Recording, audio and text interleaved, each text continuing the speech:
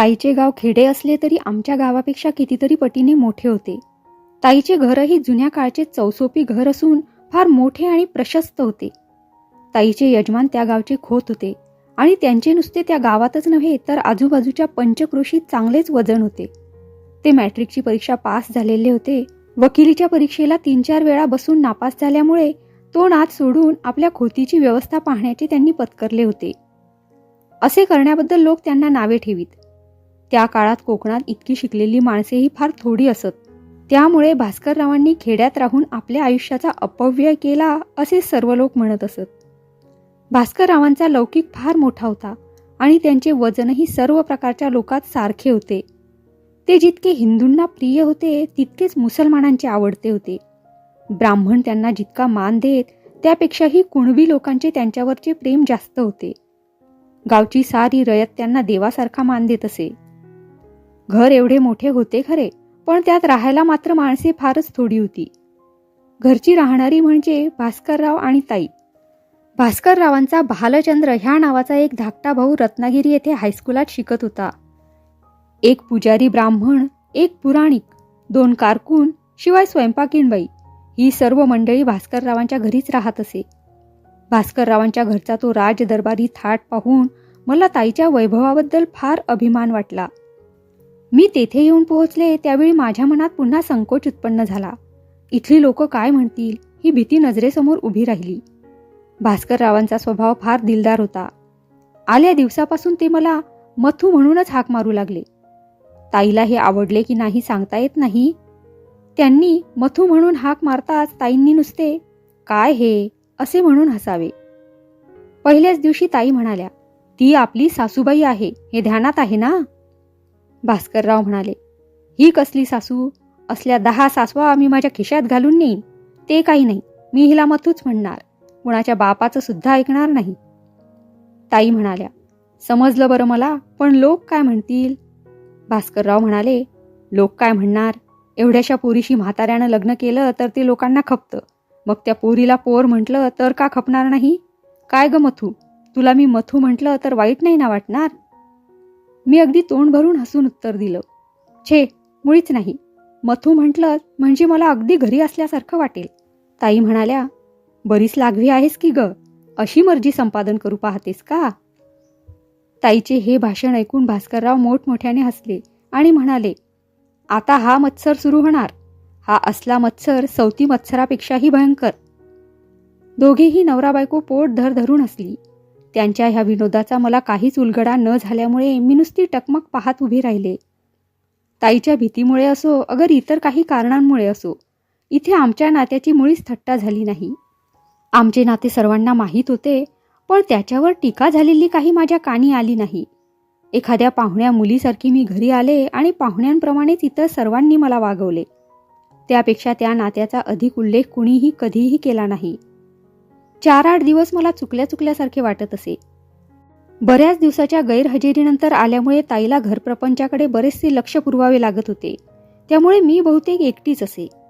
रिकाम्या वेळी एखादी पोथी काढून वाचित बसत असे किंवा भास्कररावांनी दिलेले एखादे पुस्तक वाचण्याचा प्रयत्न करीत असे. ताईला इथे प्रत्यक्ष घरकाम असे जरी काही करावे लागत नसे तरी प्रपंचाच्या मोठ्या पसाऱ्यामुळे तिचा बहुतेक वेळ इकडे तिकडे जाई. ताई जवळ नसली म्हणजे मला अगदी चुकल्यासारखे वाटे आणि इथे येण्यात आपण चूक केली की काय असाही प्रश्न माझ्या मनात येई. ही गोष्ट ताईच्याही लक्षात आली. एके दिवशी ती मला म्हणाली, पुण्याला किंवा तुमच्या गावी मी सदा सर्वदा तुझ्याजवळ असे, पण इथं मात्र मला तसं राहता येत नाही. हे कळत होतं तर मला आणलीत कशाला असं तू म्हणशील ह्यावर, पण खरं पाहिलंस तर तुझ्याबरोबर सकाळपासून संध्याकाळपर्यंत बोलत बसायला मला काहीच हरकत नाही. इतके दिवस मी इथं नव्हते तरी इथली कामं चाललीच होती की नाही? पण मी आल्यावर तसं करून चालायचं नाही. मी समोर असूनही जर कामचुकारपणा केला तर नोकर माणसांजवळ माझा बोजा राहणार नाही. तुझ्यासाठी म्हणून काही दिवस ही गोष्ट विसरता येईल, पण मी मुद्दामच कामात गुंतून राहते. तुला एकलकोंडेपणाचं शिक्षण मिळालं पाहिजे. भरल्या घरात सुखासमाधानानं एकटी राहायला शिकशील त्याच वेळी तुला या भरल्या जगात एकटं राहता येईल. एव्हापासून वाचनाचा व्यासंग ठेव. वाचनाचं व्यसन लावून घे. रोज काहीतरी वाचल्याशिवाय झोप घ्यायची नाही असा निश्चय कर. उद्यापासून तुला तितकं एकटं वाटणार नाही. उद्या रत्नागिरीहून चंदू येणार आहे. चंदू म्हणजे माझे चंदू भाऊजी. मी चंदूच म्हणते त्याला. भाऊजी म्हटलेलं आवडत नाही त्याला. तो आला म्हणजे तुला बरीच सोबत होईल.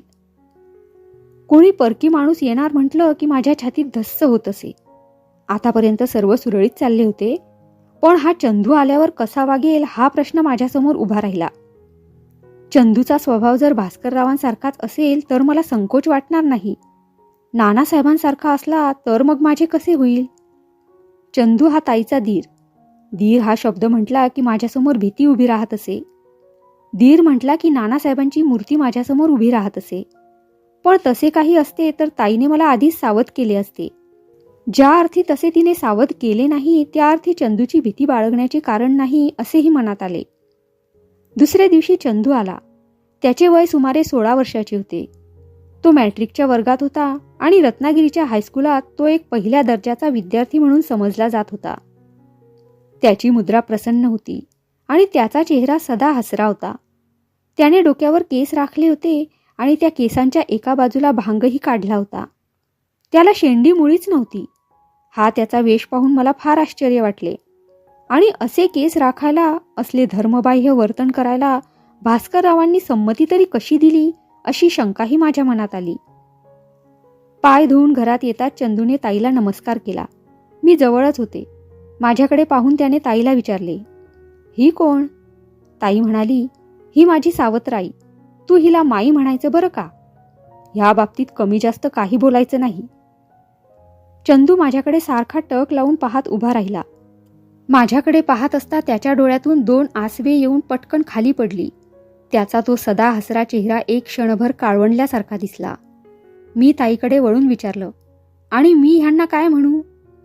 ताईचे उत्तर यायच्या आधीच चंदू बोलला, नुसतं चंदू. अहो जाहो म्हणायचं काहीच नाही. ऐकलंस का माई, माझ्या नावाचा मोठा वांधा पडला आहे. काका म्हणतात भालू आणि वहिनी म्हणते चंदू. मी इतर लोकांप्रमाणेच काका म्हणतो त्यांना.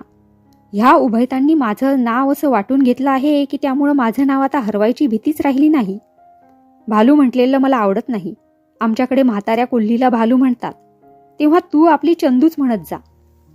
चंदूच्या प्रत्यक्ष परिचयाने माझी पूर्वीची भीती पार मावळली. तेवढेच मनाला हायसे वाटले. आता एक सोबती मिळाला आणि तोही गोंधूसारखा बावळा किंवा बनीसारखा कुरठा नाही, हे पाहताच मला मोठा आनंद झाला. आम्ही दोघेही घटका सारखी बोलत बसत असू. चंदू मला आपल्या शाळेतल्या कितीतरी गमतीच्या गोष्टी सांगे. त्या ऐकल्यामुळे हे असले आनंदाचे जिणे आपल्याला अंतरले ही कल्पना मनात येऊन मला अतिशय वाईट वाटत असे. कुणाही मुलाचा इतका निकट सहवास मला कधी घडला नव्हता. मला भाऊ नव्हता, त्याची उणीव भरून आल्यासारखे मला वाटले. तो उन्हाळ्याच्या सुट्टीत घरी आला होता, त्यामुळे महिना सव्वा महिना इथेच राहणार होता. पुढल्या दिवाळीच्या सुमारास त्याची परीक्षा होती, म्हणून त्याला नेटाने अभ्यास करायचा होता. तो नित्य नियमाने अभ्यासाला बसे आणि काकाही मधून त्याचा अभ्यास घेत असत. ते दोघेही इंग्रजी बोलू लागले म्हणजे आपणही इंग्रजी शिकावे असे मला वाटू लागे. आणि एके दिवशी मी चंदूजवळ तसे म्हटलेही. त्यावेळी चंदूने उत्तर दिले, काय करू, या परीक्षेच्या अभ्यासाचा बोजा नसता तर मोठ्या आनंदाने मी तुला इंग्रजी शिकवलं असतं. या सुटीच्या महिन्यात सहज तुझं हॉवर्डचं पहिलं पुस्तक झालं असतं. पण करणार काय, माझा नाईलाज आहे. मॅट्रिकच्या परीक्षेत मला शक्य तितका वर नंबर मिळवला पाहिजे, तरच पुढे कॉलेजात स्कॉलरशिप मिळेल. शिवाय जगन्नाथ शंकरशेठ स्कॉलरशिप मिळवण्याचाही माझा प्रयत्न आहे. शास्त्रीबुवा माझ्या संस्कृतवर स्पेशल मेहनत घेत आहेत आणि इतर संस्कृत वाचण्यासाठी मी भांडारकर मास्तरांच्याही घरी जात असतो. रत्नागिरी हायस्कूलची परंपरा राखली पाहिजे. संस्कृतची स्कॉलरशिप दुसऱ्या हायस्कूलला जाता कामा नये. मी जर स्कॉलरशिप बुडवली तर शास्त्रीबुवांना मोठा धक्का बसेल. भांडारकर मास्तरांनाही अतिशय वाईट वाटेल. एवढ्यासाठीच मला अभ्यासाचा धोशा लावला पाहिजे. इंग्रजी शिकण्याची तुला इच्छा व्हावी आणि मला शिकवण्याची सवड नसावी, हे जितकं तुझं तितकंच माझंही दुर्दैव आहे. चंदूचे हे भाषण ऐकून मला फार वाईट वाटले. आमच्या गावी असताना मी इंग्रजी शिकावे अशी ताईने बराच वेळ इच्छा प्रदर्शित केली होती.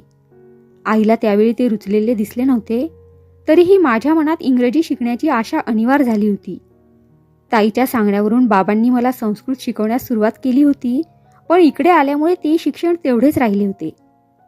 मी चंदूला विचारले, इंग्रजी नाही तर नाही, बाबांनी मला संस्कृत शिकवायला सुरुवात केली होती, तेही अर्धवटच राहिले आहे. मधून मधून तेवढं तरी मला सांगशील का? बाबा मला कोणत्या पद्धतीने शिकवित होते ते विचारून घेतल्यावर चंदू म्हणाला, हेही तितकंच कठीण आहे. मी शिकलो आहे भांडारकरांच्या पुस्तकावरून, म्हणजे तेही इंग्रजीवरून. तुझ्या शिक्षणाचा आरंभ झाला आहे रूपावली आणि समासचक्रानं, त्यामुळे मला ते थोडंसं कठीणच जाणार. तरी त्यातल्या त्यात प्रयत्न करून पाहीन, पण तुझे दिवस फुकट जाऊ देणार नाही. संस्कृत शिकण्याच्या कामी अशा रीतीने चंदूने मला मदत करायला सुरुवात केली हे पाहून ताईंनाही आनंद झाला. मधून मधून भांडारकरांच्या संस्कृत पुस्तकातील धड्यांची भाषांतरे सांगून त्यातीलही काही धडे चंदूने आणि काकांनी माझ्याकडून करून घेतले. अभ्यास करून स्कॉलरशिप मिळवण्याचा चंदूचा उत्साह पाहून मला राहून राहून कौतुक वाटे. असे कोणते पाप माझ्या हातून घडले होते की त्यामुळे मला पुरुषाचा जन्म आला नाही? मी मुलगा झाले असते तर माझ्या कपाळीच्या ह्या सर्व कर्मकटकटी टळल्या असत्या. मी सुखाने शाळेत गेले असते, अभ्यास केला असता, परीक्षाही दिल्या असत्या. आता अभ्यास करायची सुद्धा चोरी. काकांचे तसे वजन होते म्हणून कुणी उघड उघड बोलत नसत. स्वतःच काका मला शिकवीत असत, त्यामुळे इतरांच्या तोंडाला कुलूप बसले होते. तरीही संधी साधून आतून 4 टोमणे मारायला मंडळी कमी करत नसत. पुराणिक बुवा आणि एक कारकून एके दिवशी बोलत होते. पुराणिक बुवा म्हणाले, काका आमचे यजमान आहेत, त्यांना नावं ठेवण्याचा आमचा अधिकार नाही. पण हल्ली जे चाललं आहे ते पाहून आमच्यासारख्याला स्वस्थ राहवत नाही. आमच्या खेडेगावात हे सुधारकी चोचले नको होते, पण काकांनी स्वतः असले उपक्रम केल्यावर आम्ही आश्रितांनी काय करावं? आता ही गावात एक मुलीची शाळा यांनी आपल्या खर्चानं सुरू केली आहे. ब्राह्मणांच्या मुलीबरोबर शूद्रांच्या मुलीही शिकू लागल्या आहेत. हे पाहिलं की अंगाचा कसा तीळ पापड होतो. ह्या मुली शिकून पुढं काय दिवे लावणार आहेत? कशाला हवं आहे शिक्षण मुलींना? पण ह्या शिक्षणानं काकासाहेबांसारख्या घरंदाज माणसाची ही बुद्धी भ्रष्ट होऊ लागली आहे. पुराणात तरी हेच आहे.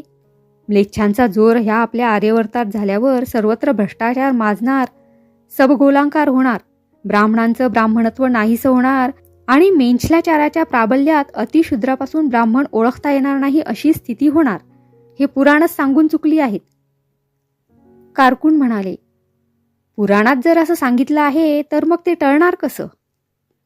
तपकिरीची एक चिमूट नाकात घालून पुराणिक बुवांनी उत्तर दिले, भविष्य आहे खरं, पण ते टाळण्याचा प्रयत्न केला पाहिजे. आता हेच पहा ना, यजमानीनबाईंच्या वडिलांनी लग्न केले, पुत्रेच्छेने लग्न केले, तर काका 4 मंडळीत आपल्या श्वशुरांना उद्देशून वाटेल तसे तडातड बोलतात. ही पोरटी ते ऐकत असते. ह्याचा परिणाम तिच्या मनावर काय होईल? पुत्र कामना होती तर पुनर्विवाह करायचा होता असं धडधडीत म्हणतात. अगदी उघड उघड पुनर्विवाहाचं नाव घेतात. आता ह्यांना ब्राह्मण म्हणावं की काय म्हणावं? एव्हापासून पोरीच्या कानावर पुनर्विवाहाच्या गोष्टी जाऊ लागल्या आहेत. उद्या कदाचित तो म्हातारा संपला तर हे राजश्री ह्या पोरीचा पुनर्विवाह लावून देतील की काय अशी भीती मला वाटू लागली आहे. वाटेल ते करोत, आपल्याला काय करायचं आहे? काळजी वाटते ती एवढीच की उद्या ह्यांनी पुनर्विवाह लावला तर असल्या धेंडाच्या घरचं अन्न खात आपल्याला राहावं लागेल. कारकून म्हणाले, आजच पुढल्या कल्पना करा कशाला? अजून काही तिचा नवरा मेला नाही, मग पुनर्विवाहाची शंका काढण्यात काय हशील? पुराणिक बुवा म्हणाले, आता असं पहा, आज जरी मेला नाही तरी 4-2 वर्षात मरणार ह्यात काही शंका नाही. आणि तो मेला तर आमचे काका तिचा पुनर्विवाह लावल्याशिवाय राहत नाही हे तर ब्रह्मवाक्य आहे. कारकून म्हणाले, कुणी काही करोत, आपल्याला त्याच्याशी काय करायचं आहे? पण पुराणिक बुवा, तुम्हाला एक सांगून ठेवतो, माझ्याकडे बोललात हे एक पुरे झाले. दुसऱ्या कुणाकडे ह्या गोष्टी बोलाल आणि त्या काकांच्या कानी जातील तर तुम्हाला आपली तळी इथून उचलावी लागेल. पुराणिक बुवा आपल्याशीच पुटपुटले. हा मेला कारकून सुद्धा ह्यांच्या संगतीनं बिघडला आहे. ते जाताच मी दाराआडून निघून माझ्या खोलीत गेले. मनाला कशी तळमळ लागली. पुराणिक बुवांच्या म्हणण्याचे मला विशेष काही वाटले नाही, पण मी सर्वांच्या चर्चेचा विषय होऊन राहिले आहे ह्याच गोष्टीचे मला दुःख होत होते. कुठली कोण मी? कुणाचा कसलाही गुन्हा माझ्या हातून घडला नाही. असे असता वाटेच्या वाटसराने सुद्धा माझ्या भवितव्याची काळजी का व्हावी? एका म्हाताऱ्याने माझ्याशी लग्न करण्याचा गुन्हा केला, त्याचे प्रायश्चित्त मी एका निरपराध मुलीने का भोगावे? इतरांप्रमाणे माझे लग्न झाले असते तरीही या लोकांनी अशीच चर्चा केली असती का? बनीचे एका बावळ्या मुलाशी लग्न झाले आहे. कुणी सांगावे? तिच्या आयुष्यात पुढे काय होणार आहे ते, पण त्याबद्दल कोण कुठे चर्चा करीत नाहीत ते. माझा संसार देखील सुखाचा होणार नाही कशावरून? पुराणिक बुवांच्या बोलण्याने ह्या कल्पना माझ्या मनात आल्या, पण ताई तरी काय म्हणाली होती? पुराणिक बुवांचे भाषण विषारी होते आणि ताईचे प्रांजल होते. दोहोंचाही अर्थ एकच. माझ्या कपाळी वैधव्य असल्याचे भविष्य दोघांनीही सारखेच केले होते. शास्त्री बुवांच्या बोलण्यात मात्र एक नवीन शब्द आला होता, तो म्हणजे पुनर्विवाह. बनीच्या आईशी आपल्या वडिलासंबंधाने बोलताना ह्याच शब्दाचा उल्लेख ताईनेही केला होता. पुनर्विवाह म्हणजे काय? पुन्हा पुन्हा तो एकच प्रश्न माझ्या डोक्यात घोळू लागला. पुनर्विवाह म्हणजे काहीतरी भयंकर आहे, एवढीच कल्पना ताईच्या किंवा पुराणिक बुवांच्या भाषणावरून मला झाली होती. माझ्या चौकसपणाला ऊत आला. मी माझ्या मनाशी ठरवले की संधी येताच ह्या शब्दाचा पहिल्याने उलगडा करून घ्यायचा. एकदा मनात आले की ताईलाच विचारावे, पण पुन्हा मनात आले की ताईने विचारल्यास पुराणिक बुवांची हकीकत सांगावी लागेल आणि त्यामुळे पुराणिक बुवा कदाचित आपल्या चाकरीला मुकतील. ह्याच कारणामुळे काकांकडे देखील ह्या विषयाच्या बाबतीत बोलणे शक्य नव्हते. राहता राहिला चंदू. संध्याकाळी संस्कृतचा धडा झाल्यानंतर मी चंदूला विचारले, पुनर्विवाह म्हणजे काय? चंदू आश्चर्याने सारखा माझ्या तोंडाकडे पाहत राहिला. मी म्हटले, एवढासा शब्द देखील येत नाही वाटतं, मग स्कॉलरशिप कसली मिळवणार? हा शब्द तुला कुठे मिळाला? चंदूने विचारले. मी हसत म्हटले, सकाळी केर काढीत होते तो दाराच्या कोपऱ्यात साठवलेला मिळाला. चंदू गंभीर होऊन म्हणाला, नाही, खरंच सांग, हा शब्द तुला का आठवला? अगदी खरंच सांगते, दाराच्या कोपऱ्यातच मला तो शब्द मिळाला. हा थट्टेचा विषय नव्हे, अगदी खरं खरं सांग. मी पुराणिक बुवाचा आणि कारकुनाचा संवाद जसाच्या तसा त्याला सांगितला. तो ऐकत असताना त्याचा चेहरा रागाने हिरवा पिवळा झाला होता. हकीकत सांगून झाल्यावर तो म्हणाला, ह्या चोरांना कशाला हवी आहे ही उठा ठेव. आत्ताच्या आत्ता ही हकीकत काकांना जाऊन सांगतो आणि पुराणिक बुवांची एकदम वासलात लावतो. मी थोडेसे ताईचे अनुकरण करून म्हटले, यात पुराणिक बुवांचा काय अपराध? झालंच आहे तसं, मग लोकांनी का बोलू नये? पुराणिक बुवांचं सध्या राहू दे, पण पुनर्विवाह या शब्दाचा अर्थ मला सांगतोस ना? तो हसत हसत म्हणाला, विवाह म्हणजे लग्न, पुनर म्हणजे पुन्हा, पुनर्विवाह म्हणजे पुन्हा लग्न. एवढा सोपा शब्द मला कळला नाही ह्याचे माझे मलाच आश्चर्य वाटले. पण पुराणिक बुवांनी त्या साध्या शब्दाच्या सभोवार जे अवडंबर पसरून ठेवले होते, त्यामुळे त्या शब्दाचा अर्थ मला कळला नव्हता. मी चंदूला विचारले, हत्तीच्या, एवढंच ना? मग पुराणिक बुवांना त्यात एवढं भयंकर काय वाटलं? चंदू म्हणाला, पुरुषांच्या विवाहाला म्हणजे पुन्हा केलेल्या विवाहाला पुनर्विवाह हा शब्द लावित नाही. पुरुषांनी कितीही लग्न केली तरी तो नुसता विवाह, आणि स्त्रीचं दुसरं लग्न झालं की त्याला म्हणतात पुनर्विवाह. तरीही मला ह्यात भयंकर असं काहीच वाटत नाही. अधिकच गंभीर होऊन चंदू म्हणाला, ते खरं आहे, पण जगाला तसं वाटतं. उच्च वर्णातील पुरुषांना वाटेल तितके विवाह करण्याची जशी शास्त्रात सवलत दिली आहे तशी स्त्रियांना नाही. का नाही? काकाही हेच म्हणतात, अशी सवलत का नसावी? पण नाही एवढं खरं. आपण सध्या लहान आहोत, आपल्याला या शास्त्रांच्या उठाठेवी कशाला? पुढं मोठेपणी ह्याच गोष्टींचा विचार करायचा आहे. सध्या आपण आपला नुसता अभ्यास करू म्हणजे झालं. असे म्हणून पुस्तक उघडून चंदू वाचू लागला. मी काही वेळ तशीच जवळ बसून राहिले होते.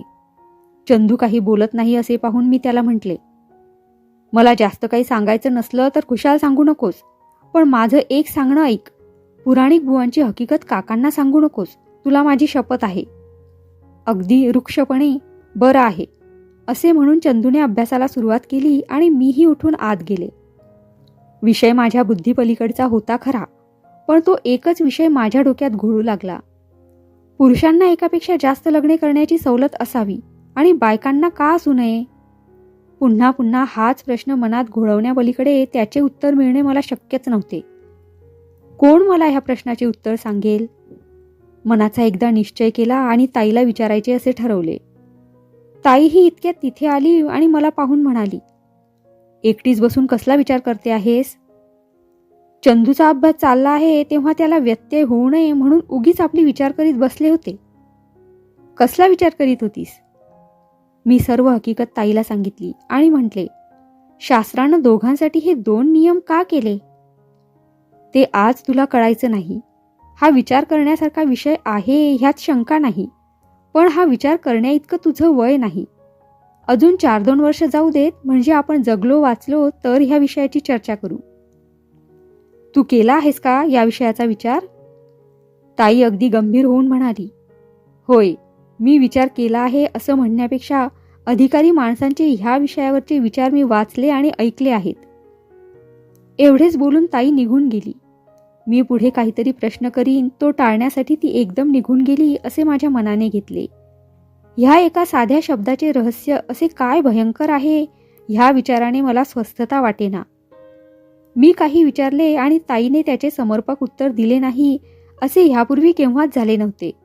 आणि ज्या अर्थी ताई ह्या विषयावर बोलण्याचे टाळते त्या अर्थी पुराणिक बुवांनी म्हटल्याप्रमाणे तो विषय खरोखरच भयंकर असावा अशी माझी खात्री झाली. त्या रात्री मला झोप कशी ती मुळीच लागेना. त्या एका शब्दाने मला वेड लावले होते.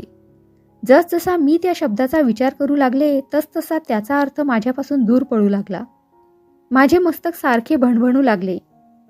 काय होईल ते हो, उद्या काकांना हा विषय विचारायचाच असा मनाचा निश्चय केल्यावर मला झोप लागली. दुसरे दिवशी सकाळी काकांनी माझा संस्कृतचा धडा घेतल्यावर मी त्यांना त्या शब्दाचा अर्थ पुन्हा विचारला. त्या सरशी ते एकदम दचकून म्हणाले, कुणी ऐकवला हा शब्द तुला? खोटे बोलण्यापेक्षा काहीच उत्तर देऊ नये म्हणून मी गप्प राहिले. काका म्हणाले, ह्या विषयाचा अर्थ कळून घेण्याइतकं अजून तुझं वय झालं नाही. मी काकांना विचारले, कोणत्या वयात कोणत्या विषयाची चर्चा करायची ह्याची मला एक यादी करून द्याल का? काका अगदी मोठमोठ्याने खो खो करून हसले. ते एवढ्या मोठ्याने हसले की ताई देखील त्यांचे हसणे ऐकून धावत बाहेर आली आणि म्हणाली, एवढं हसायला काय झालं? ते हसत हसत म्हणाले, आज आमच्या सासूबाईंनी आम्हाला चित मारलं. ह्या त्यांच्या उद्गाराचा मला काहीच अर्थ कळला नाही. मी सहज काहीतरी विचारले आणि काकासारख्या विद्वानांनी चित होण्याजोगे त्यात काय होते हे त्यावेळी मला मुळीच कळले नाही. मी वेड्यासारखी त्या उभयतांच्या तोंडाकडे आळीपाळीने पाहत राहिले. काय बावळेपणाचं सोंग आणते आहे पहा, ऐकलंस का? हिनं आत्ताच माझ्यापाशी एक यादी करून मागितली. कसली यादी कळली का? ही म्हणाली, कोणत्या वयात कोणत्या विषयाची चर्चा करायची ह्याची मला एक यादी करून द्याल का? आणि प्रश्न कसला विचारत होती कळलं का तुला? प्रश्न विचारित होती पुनर्विवाहाचा. पुनर्विवाहाचं नाव निघालं की मला स्फुरण चढतं हे कुणीतरी हिला सांगितलं असावं. ताई गंभीरपणे माझ्याकडे वळून म्हणाली, काल मी सांगितलं तेवढ्यानं समाधान झालं नाही वाटतं. मी म्हटले, काय सांगितलंस? एव्हा 4 वर्ष विचारू नको म्हणूनच ना? काकांनी देखील तेच उत्तर दिलं. होय ना? आता तरी खात्री पटली. वडील माणसांनी सांगितलेलं ऐकावं, उगीच जास्त प्रश्न विचारू नयेत.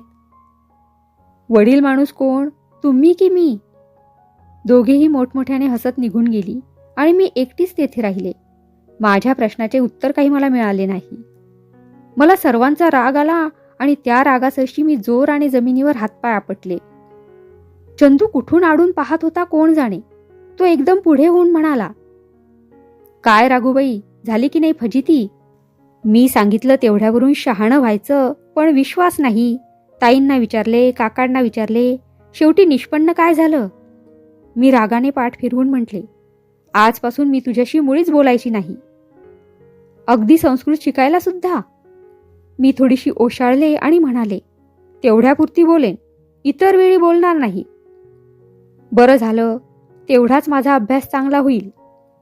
मला चंदूचा भारीच राग आला आणि दात उघडून त्याला वेडावून मी रागाने निघून गेले. ताईच्या घरी माझे दिवस मोठ्या आनंदात जात होते. ह्या दिवसात मला माझ्या आईची आठवण सुद्धा आली नाही. ताईच माझी आई अशी काही विलक्षण भावना माझ्या हृदयात उत्पन्न झाली होती. ताईही माझ्यावर मुलीसारखेच प्रेम करीत असे. काकाही माझे कोड कौतुक पुरवण्यास सदा तत्पर असत. शेजाऱ्या पाजाऱ्यांना देखील वाटावे की ही त्यांचीच मुलगी असे त्यांचे माझ्याशी वर्तन असे. जरी एखाद दुसरा महिनाच मी तेथे येऊन राहिले होते तरी जन्मापासून ह्याच घरी वाढले की काय असे मला वाटू लागले होते. परकेपणाचा संशय सुद्धा माझ्या मनी येत नव्हता. पण हे आनंदाचे दिवस थोडेच टिकणार होते. केव्हा तरी माहेरी जाणे अवश्य होतेच. माहेरी गेल्यानंतर पुढे सासर. सासरची कल्पना मनात आली की माझ्या अंगावर काटा उभा राहत असे. आता पुन्हा तिथे गेले की प्रसंगी धीर द्यायला ताईही नाही. ह्या जाणीवेने माझ्या हृदयाचा थरकाप होई. कुठले कुणाचे घर ते? त्या घरी मी का जावे? का त्यांचा छळ सोसावा? माझा छळ करण्याचा त्यांना काय अधिकार? आणि त्यांचा छळ सोसून राहण्याइतकी मी तरी गोगलगाय का व्हावे? अशा नाही त्या कल्पना रिकाम्या वेळी माझ्या मनात येत असत. एक जिज्ञासा होती, ती मात्र ह्या वेळेपर्यंत पुरी झाली नव्हती. ज्यांच्याशी माझे लग्न झाले आहे ते आहेत तरी कसे, हे कुणाला ना कुणाला तरी विचारावे असे पुन्हा पुन्हा मनात येत असे. ताईच्या घरी एखादा फोटो असेल असे मला वाटले होते, पण तीही निराशा झाली. ताईच्या घरी तरी त्यांच्या संबंधी काही गोष्टी निघतील अशी कल्पना होती, पण तीही फुकट गेली. हा तोंड बांधून बुक्क्याचा मार मला असह्य झाला. विचारावेसे मनात आले तरी विचारण्याचा धीर होईना. मनातील जिज्ञासा तशीच्या तशी अतृप्त राहिली. इतक्यात बाबांचे पत्र आले. मला पाठवून देण्याविषयी त्यांनी निकडीचा आग्रह केला होता. त्यांना स्वतः यायची सवड नसल्यामुळे कुणीतरी खात्रीचा मनुष्य सोबतीला देऊन मला पाठवून देण्याविषयी त्यांनी पत्रात लिहिले होते. त्याप्रमाणे दुसऱ्या दिवशी काकांनी स्वतःच मला घेऊन जावे असे ठरले. मला निरोप देताना ताईला रडे कोसळले. हुंदके देत अर्ध्या वाटेपर्यंत ती आमच्या गाडी मागोमाग येत होती. चंदूही तिच्याबरोबरच होता. तो काही तिच्यासारखा रडला नाही. मी रडत होते आणि ताई दृष्टीआड होताच मला जो एक जोराचा हुंदका आला, त्यामुळे माझे रडे काही केले आवरेना. काकांनी परोपरीने माझे सांत्वन केले आणि पुन्हा लवकरच घेऊन येईन असे आश्वासन दिले. रडत असतानाच गाडीच्या आंदोलनामुळे मला झोप लागली.